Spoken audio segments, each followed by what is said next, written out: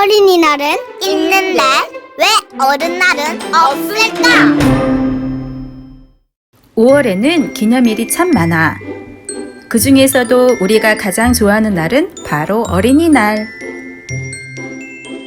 대부분의 친구들이 선물도 받고 신나게 보내는 날이라고 생각할 거야.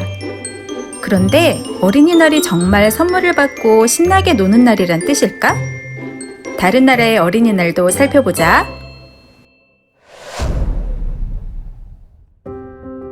세계에서 가장 먼저 어린이날을 만든 터키는 어린이날이 독립기념일이기도 해.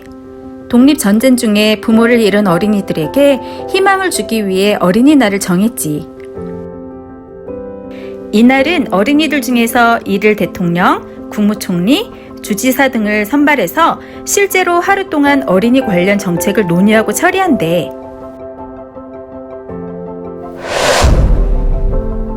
1976년 남아프리카 소웨토에서 수천 명의 흑인 학생들이 인종차별 정책을 폐지하라는 평화 시위를 열었어. 이때 수많은 학생들이 경찰들에게 희생당했지.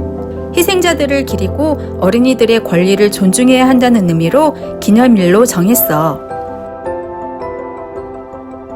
미국이나 영국, 프랑스 같은 나라들은 어린이날이 없어. 왜냐하면 어린이들은 언제나 배려받고 존중받아야 할 존재이지 특별히 기념일을 정해서 챙겨주는 게 아니라고 생각하기 때문이래. 그럼 우리나라를 살펴볼까? 어린이날은 1923년에 처음 생겼어. 그때는 우리나라가 일본의 지배를 받던 식민지 시절이었어.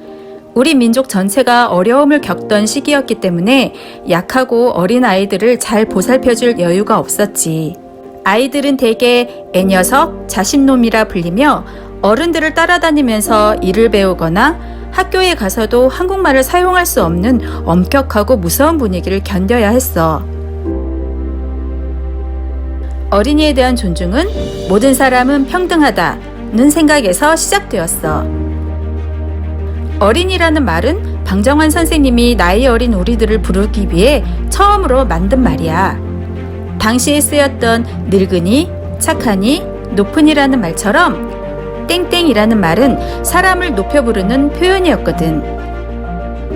나이가 어린 사람을 존중하고 소중히 여기는 마음을 담아 부르는 말. 그게 바로 어린이야. 세계 최초의 아동 인권 선언. 우리나라 어린이날.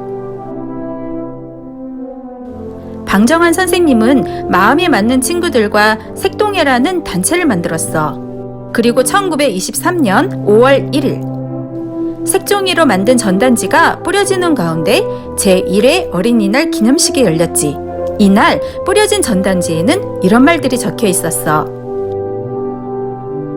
어른들께 드리는 글.